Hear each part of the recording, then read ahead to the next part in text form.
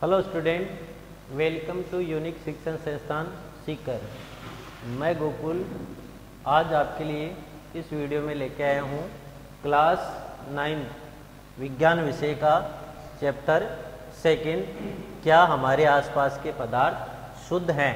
इसका आज हम पार्ट फर्स्ट पढ़ेंगे। पार्ट फर्स्ट, क्या हमारे आसपास के पदार्थ शुद्ध हैं। अब उसको पढ़ने से पहले हमने पीछे पढ़ा था कि पदार्थ क्या होते हैं। आपको अच्छे से पता है, पदार्थ है जिनका आकार होता है, आयतन होता है, या जो स्थान घेरते हैं जिसका द्रव्यमान होता है, वो क्या कहलाते हैं, पदार्थ कहलाते हैं। और हमने ये भी पढ़ा कि पदार्थ है वो सामान्यतः ठोस, द्रव और गैस के रूप में भी मिलता है। अब हम पदार्थ है उसको फिर से दो तरीकों से पढ़ने वाले हैं। एक तो होता है शुद्ध पदार्थ और एक होता है मिश्रण। अब शुद्ध पदार्थ ये फिर से दो तरह से होता है, एक तो होता है तत्व और एक होता है यौगिक। इसी प्रकार जो मिश्रण होता है वो दो प्रकार के होते हैं, एक तो सहमांगी मिश्रण और एक होता है विषमांगी मिश्रण।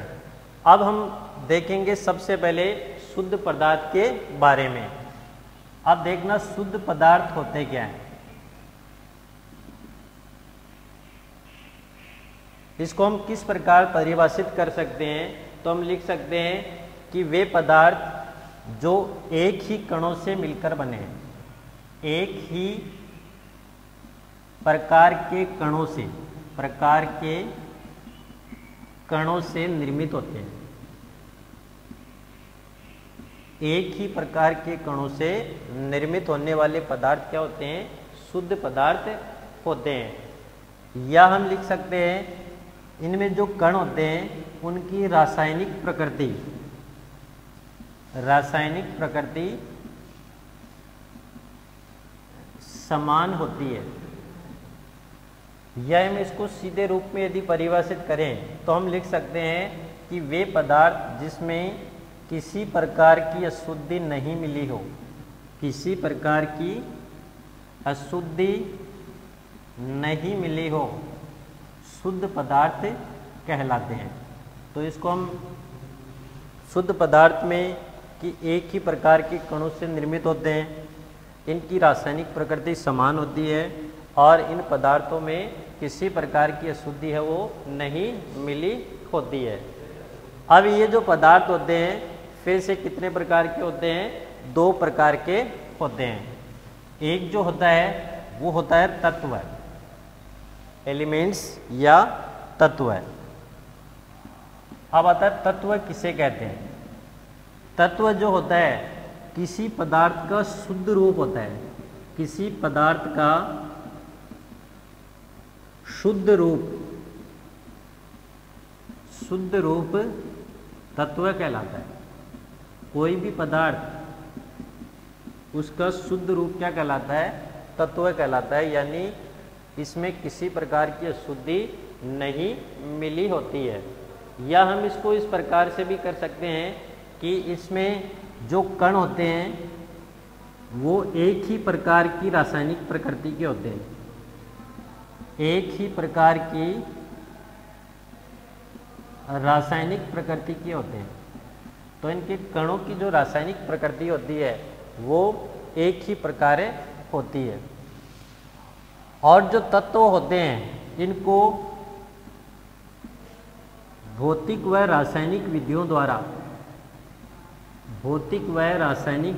द्वारा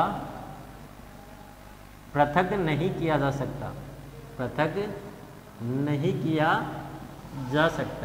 क्यों नहीं किया जा सकता, क्योंकि ये जो तत्व होते हैं वो पदार्थ का शुद्ध रूप होते हैं और इनके जो कण होते हैं उनकी जो रासायनिक प्रकृति होती है वो समान होती है और भौतिक व रासायनिक विधियों द्वारा इन्हें पृथक नहीं कर सकते। या हम लिख सकते हैं कि इन्हें सरल पदार्थों में नहीं तोड़ा जा सकता है। क्या कहलाते हैं, तत्व कहलाते हैं। अब बात आती है यौगिक। यौगिक किसे कहते हैं, तो यौगिक के लिए हमें ध्यान रखना है कि दो या दो से अधिक तत्व है। यौगिक को हम किस प्रकार से परिभाषित कर सकते हैं? तो यौगिक में हमें लिखना है 2 या 2 से अधिक तत्व है, 2 या 2 से अधिक तत्वों को जब एक निश्चित अनुपात में, 2 या 2 से अधिक तत्वों को जब एक निश्चित अनुपात में रासायनिक क्रिया द्वारा, तत्वों को एक निश्चित अनुपात में रासायनिक अभिक्रिया द्वारा या रासायनिक क्रिया द्वारा आपस में मिश्रित किया जाता है, आपस में मिश्रित किया जाता है, मिश्रित किया जाता है, तो पदार्थ का यह स्वरूप, तो पदार्थ का यह स्वरूप यौगिक कहलाता है। पदार्थ का यह स्वरूप यौगिक कहलाता है। जब 2 या 2 से अधिक तत्वों को एक निश्चित अनुपात में रासायनिक क्रिया द्वारा आपस में मिश्रित किया जाता है, तो पदार्थ का यह स्वरूप यौगिक कहलाता है। और जो यौगिक होते हैं, उन यौगिकों को भौतिक विधि द्वारा अलग नहीं किया जा सकता है, लेकिन यदि हम चाहें तो रासायनिक विधि द्वारा इनको अलग कर सकते हैं। तो यौगिक क्या होते हैं? 2 या 2 से अधिक तत्व को एक निश्चित अनुपात में रासायनिक क्रिया द्वारा आपस में मिश्रित किया जाता है, तो पदार्थ का ये स्वरूप क्या कहलाता है? यौगिक कहलाता है। यौगिक को भौतिक विधि द्वारा अलग नहीं किया जा सकता है, केवल रासायनिक क्रिया द्वारा ही इन्हें अलग किया जा सकता है। अब हम तत्व और जो यौगिक है उसके कुछ उदाहरण समझते हैं। जैसे तत्व है, जैसे मैंने यहाँ लिखा आयरन, Fe, ये क्या है? तत्व है। इसी प्रकार जैसे मैंने लिखा कॉपर, ये क्या है? तत्व है। उसी प्रकार जैसे मैंने यहाँ पे लिख दिया जिंक या जस्ता, ये भी क्या है? तत्व है। क्यों? क्योंकि तत्व पदार्थ का क्या होता है? शुद्ध रूप होता है और इन्हें सरल पदार्थों में आगे विभक्त नहीं किया जा सकता है। अब कुछ यौगिक के उदाहरण देखते हैं। तो यौगिक क्या होते हैं? यौगिक है तत्वों, 2 या 2 से अधिक तत्वों को जब आपस में मिलाते हैं तो यौगिक बनता है। जैसे मैंने लिखा H2O, H2O क्या है? यौगिक है। H2 यहाँ पे क्या है? यौगिक है। इस H2O में देखो हाइड्रोजन एक तत्व है और ऑक्सीजन एक तत्व है। जब 2 या 2 से अधिक तत्वों को एक निश्चित अनुपात में मिलाते हैं तो किसका निर्माण होता है? यौगिक का निर्माण होता है। तो इसमें हाइड्रोजन क्या है? एक तत्व है और ऑक्सीजन भी क्या है? एक तत्व है। जब ये दोनों मिलते हैं निश्चित अनुपात में तो किसका निर्माण करते हैं? यौगिक का निर्माण करते हैं।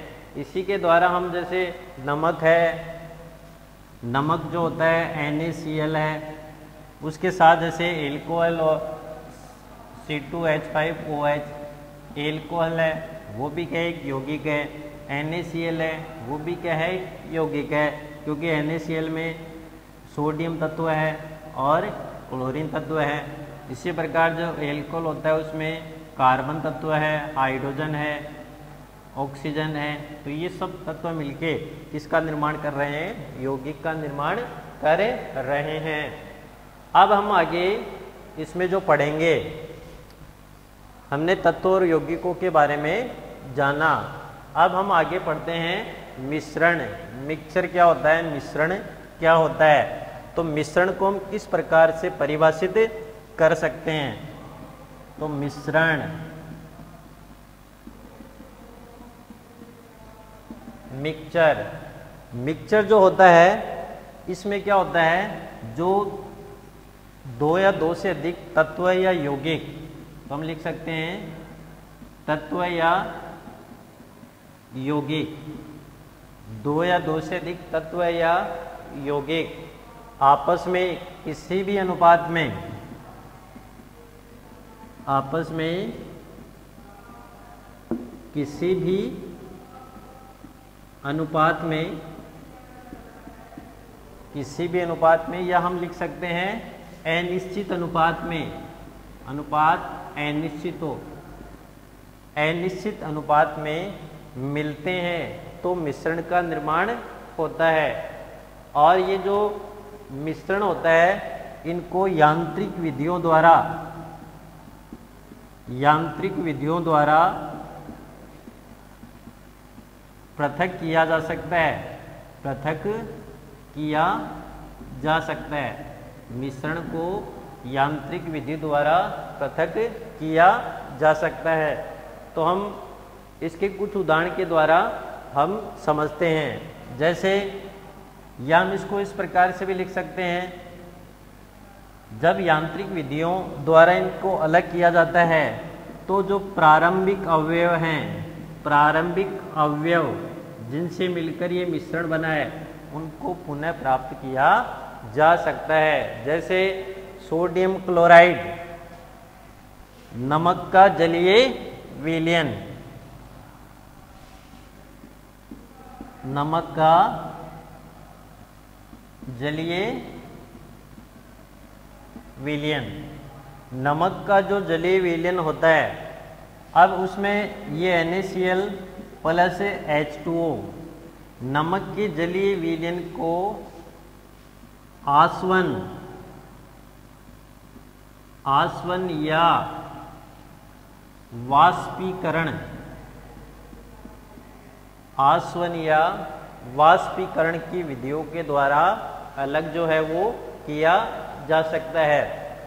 अब हम पढ़ेंगे कि ये जो मिश्रण है वो कितने प्रकार के होते हैं। मिश्रण जो है वो सामान्यतः 2 प्रकार के होते हैं।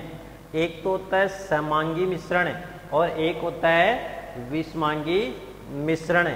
समांगी मिश्रण जो होता है इनमें जो कण होते हैं या जो तत्व होते हैं या जो यौगिक होते हैं इनका संगठन क्या होता है, समान होता है। संगठन क्या होता है, समान होता है। और जो कणों की बनावट होती है वो भी क्या होती है, समान होती है। और इनके कणों को अलग अलग नहीं पहुंचाया जा सकता, अलग अलग नहीं पहचाना जा सकता, नहीं पहचाना जा सकता है। तो हम 3 बिंदुओं के द्वारा इसको समझ सकते हैं कि समांगी मिश्रण होता है, इसमें जो कण होते हैं इन कणों का संगठन क्या होता है, समान होता है। और कणों की जो बनावट होती है वो भी क्या होती है, समान होती है। और इन्हें अलग अलग, इनके कणों को अलग अलग रूप से नहीं पहुंचाया या पहचाना जा सकता है। क्या कहलाते हैं, समांगी मिश्रण कहलाते हैं। जैसे नमक का जलीय विलयन, नमक का जो जलीय विलयन है वो समांगी मिश्रण के रूप में कार्य करता है, या इसको हम समांगी मिश्रण कहते हैं। इसी प्रकार जैसे चीनी और जल का विलयन, चीनी प्लस जल का विलयन, चीनी और जल का विलयन भी क्या कहलाता है, समांगी मिश्रण कहलाता है। अब हम पढ़ेंगे विषमांगी मिश्रण के बारे में। तो वे मिश्रण जिसमें जो तत्व या यौगिक है उनका असमान संगठन हो, या जो कण है उन कणों की बनावट क्या हो, अलग अलग हो, और इनके कणों को अलग अलग हम पहचान सकते हैं। विषमांगी मिश्रण में जो कण होते हैं, कण को अलग अलग पहचान सकते हैं, अलग अलग पहचान सकते हैं, इनके कणों को अलग अलग पहचान सकते हैं। कौन से मिश्रण कहलाते हैं, विषमांगी मिश्रण कहलाते हैं। अब विषमांगी जो मिश्रण है उसका कुछ उदाहरण हम देख सकते हैं, जैसे लोहे प्लस लकड़ी का जो बुरादा का मिश्रण जो होता है, लोहे प्लस बुरादे का मिश्रण कौन सा मिश्रण कहलाता है? विषमांगी मिश्रण कहलाता है। इसी प्रकार हम और भी उदाहरण देख सकते हैं, जैसे लोहा प्लस मिट्टी का मिश्रण, लोहा प्लस मिट्टी का जो मिश्रण होता है उस मिश्रण को हम क्या बोलते हैं? विषमांगी मिश्रण कहते हैं। अब उसके बाद में हम आगे पढ़ेंगे विलयन। विलयन है वो क्या होता है? अगला हमारा जो टॉपिक है वो है विलयन। विलयन कितने प्रकार के होते हैं, उनको हम किस प्रकार से परिभाषित कर सकते हैं। तो अगला हमारा टॉपिक है विलयन। सॉल्यूशन, विलयन या सॉल्यूशन, तो इसको हम किस प्रकार से परिभाषित कर सकते हैं? तो हम इसको लिख सकते हैं दो या दो से अधिक पदार्थों का, दो या दो से अधिक पदार्थों का समांगी मिश्रण, दो या दो से अधिक पदार्थों का समांगी मिश्रण क्या कहलाता है? विलयन कहलाता है। दो या दो से अधिक पदार्थों का समांगी मिश्रण विलयन कहलाता है। विलयन जो है वो पदार्थ की तीन अवस्थाओं के रूप में पाया जाता है। पदार्थों की तीन अवस्थाओं के रूप में, तीन अवस्थाओं के रूप में पाया जाता है। कौन? विलयन। जैसे हम ठोस के रूप में लिखते हैं, द्रव के रूप में लिखते हैं और गैस के रूप में लिखते हैं। ठोस के रूप में हम जैसे मिश्र धातु, जो मिश्र धातु होती है उसको समझा सकते हैं। द्रव के रूप में हम लिख सकते हैं नींबू रस, जो नींबू का रस होता है उसको हम समझा सकते हैं। और जब गैस के रूप में लिखा जाता है तो हम इसको वायु के रूप में समझा सकते हैं, वायु के रूप में समझा सकते हैं। जैसे ठोस, ठोस है एक मिश्र धातु। जैसे हम बात करते हैं पीतल की, तो पीतल क्या होता है? Copper plus zinc. तो हम इसको क्या लिख सकते हैं?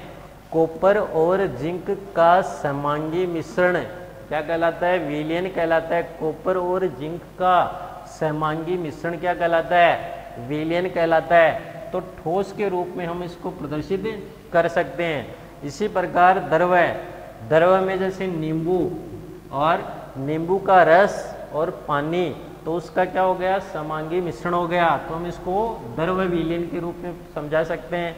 इसी प्रकार जो गैस, गैस क्या है? वायु में विभिन्न प्रकार की गैसों का मिश्रण होता है। जैसे हमें पता है 78% क्या होती है? नाइट्रोजन, और 21% क्या होती है? ऑक्सीजन, और बाकी जो है 1% में अन्य गैसें, ये सब मिलके किसका निर्माण करती है? गैसीय अवस्था में जो विलयन है उसका निर्माण करती है। गैस में विलयन का उदाहरण क्या है? वायु। तो इस प्रकार हम इसको समझ सकते हैं। अब आता है विलयन के घटक। तो विलयन है उसके कितने घटक होते हैं? तो विलयन है इसको हम किस प्रकार से आगे पढ़ सकते हैं? तो विलयन किन से मिलकर बना है? विलयन विलायक प्लस विलय, विलायक प्लस विलय। तो विलायक क्या होते हैं और विलय क्या होते हैं? तो विलयन में जिसकी मात्रा क्या हो? अधिक हो, वो क्या कहलाता है? विलय कहलाता है। और जिसकी मात्रा क्या हो? कम हो, क्या कहलाता है? विलय कहलाता है। जैसे चीनी प्लस जल का विलयन, चीनी प्लस जल का विलयन। यहाँ चीनी क्या है? विलय पदार्थ है, यानी इसकी मात्रा क्या है? कम। और यहाँ पे जल क्या है? विलायक, इसकी मात्रा क्या है? अधिक है। तो विलयन में जिस पदार्थ की मात्रा अधिक होती है क्या कहलाता है? विलायक कहलाता है। और विलयन में जिस पदार्थ की मात्रा क्या होती है? कम होती है, उसे क्या बोलते हैं? विलेय कहते हैं। या हम इसको और यदि परिभाषित करें तो विलायक क्या होते हैं? विलायक वे पदार्थ होते हैं जिसमें विलेय पदार्थ को घोला जाता है, क्या कहलाते हैं? विलायक कहलाते हैं। और विलेय किसे कहते हैं? विलेय वे पदार्थ होता है जिन्हें विलायक में घोलकर विलयन बनाया जाता है, क्या कहलाता है? विलेय पदार्थ कहलाते हैं। अब हम आगे इसके बारे में विलयन जो है उसके प्रकारों के बारे में अध्ययन करेंगे। अब कुछ उदाहरण के द्वारा हम इसको समझ सकते हैं। जैसे चीनी प्लस जल का विलयन, चीनी प्लस जल का विलयन क्या कहलाता है? द्रव का ठोस में विलयन कहलाता है। द्रव का ठोस में विलयन। तो द्रव का ठोस में विलयन चीनी प्लस जल के विलयन का एक प्रमुख उदाहरण है। तो इसमें क्या है? चीनी तो क्या है? विलेय, और जल क्या है? विलायक है। चीनी क्या है? विलेय, और जल क्या है यहाँ पे? विलायक। इसी प्रकार हम लिख सकते हैं आयोडीन व एल्कोहल का विलयन। आयोडीन व एल्कोहल का विलयन, जिससे क्या बनती है? Tincture iodine. किसका निर्माण होता है? टिंचर आयोडीन, जो एंटीसेप्टिक बनता है जिससे, टिंचर आयोडीन। अब इसमें आयोडीन तो क्या है? विलेय पदार्थ है, और एल्कोहल यहाँ पे क्या है? विलायक है। एल्कोहल यहाँ पे क्या है? विलायक। इसी प्रकार हम वात पेय का एक उदाहरण के द्वारा हम इसको लेते हैं। वात पेय, वात पेय जिसको हम कोल्ड ड्रिंक्स बोलते हैं, कोल्ड ड्रिंक्स। अब इस कोल्ड ड्रिंक्स में क्या होता है? पानी होता है, और पानी में विभिन्न गैसें घुली रहती हैं। खासकर जो CO2 गैस है वो इसके अंदर घुली जाती है। तो यहाँ पे पानी क्या है? विलायक है। पानी क्या है? विलायक। और यहाँ पे जो CO2 गैस घुली है वो किस रूप में कार्य करती है? विलेय के रूप में कार्य कर सकती है। इसलिए हम इसे द्रव का गैस में विलयन कहते हैं। इसको क्या बोल सकते हैं? द्रव का गैस में विलयन। द्रव का गैस में इसको विलयन भी बोल सकते हैं, क्योंकि पानी यहाँ पे क्या है? विलायक है, और गैस CO2 गैस है वो यहाँ पे किसका काम करती है? विलेय पदार्थ का काम करती है। अब अगला इसका एक उदाहरण के द्वारा हम और समझते हैं। वायु। वायु क्या कहलाती है? गैस का गैस में विलयन है। गैस का गैस में विलयन। गैस का गैस में विलयन क्या कहलाती है? वायु है, वो गैस का गैस में विलयन है। जैसे वायु का जो प्रमुख घटक होता है उसमें 78% कौन सी गैस होती है? नाइट्रोजन। और 21% यहाँ पे गैस कौन सी होती है? ऑक्सीजन। तो जिसकी मात्रा अधिक हो वो क्या कहलाता है? विलायक। और जिसकी मात्रा कम हो वो क्या कहलाता है? विलेय। तो वायु है, गैस का गैस में विलयन है। इसमें नाइट्रोजन गैस विलायक के रूप में कार्य करती है, और ऑक्सीजन गैस विलेय पदार्थ के रूप में यहाँ पे कार्य जो है वो करती है। अब उसके बाद में हमने विलयन है उसके कुछ उदाहरण के द्वारा इसको समझा। अब हम पढ़ेंगे विलयन के गुणधर्म। तो विलयन की कौन कौन से गुण होते हैं और इनकी कौन कौन सी विशेषताएं होती है वो अब हम पढ़ने वाले हैं। तो अगला हमारा पॉइंट है विलयन के गुण। विलयन के गुणधर्म या उसकी प्रॉपर्टीज कौन कौन सी है। सबसे पहले हम इसको अंदर पढ़ेंगे विलयन क्या है? एक समांगी मिश्रण है। विलयन एक समांगी मिश्रण है। दूसरा इसमें हम पढ़ेंगे विलयन के कण है, उनका व्यास 1 नैनोमीटर। इनके कणों का व्यास 1 नैनोमीटर, या हम इसको लिख सकते हैं 10 की घात -9 मीटर। 10 की घात -9 मीटर से छोटे होते हैं। विलयन के कणों का आकार 1 नैनोमीटर या 10 की घात -9 नैनोमीटर से क्या होते हैं? छोटे होते हैं। इसलिए हम इसे नग्न आंखों से विलयन के कणों को नग्न आंखों से नहीं देख सकते हैं। नग्न आंखों से नहीं देख सकते हैं। तीसरा इसका जो गुण होता है वो होता है जो विलयन है अपने छोटे आकार के कारण। तो विलयन का आकार क्या होता है कणों का? विलयन के कणों का छोटा आकार होने के कारण, छोटा आकार होने के कारण, विलयन के कणों का छोटा आकार होने के कारण ये जो कण है गुजर रही प्रकाश की किरण, जब इनमें से प्रकाश की किरण को गुजारते हैं तो प्रकाश की किरण को ये प्रकाश किरण को नहीं फैला पाते, नहीं फैला पाते हैं। यानी इनके कणों का आकार छोटा होता है जिसके कारण ये प्रकाश की किरण को फैला पाते हैं और प्रकाश का मार्ग है वो नहीं दिखाई देता है। प्रकाश का मार्ग नहीं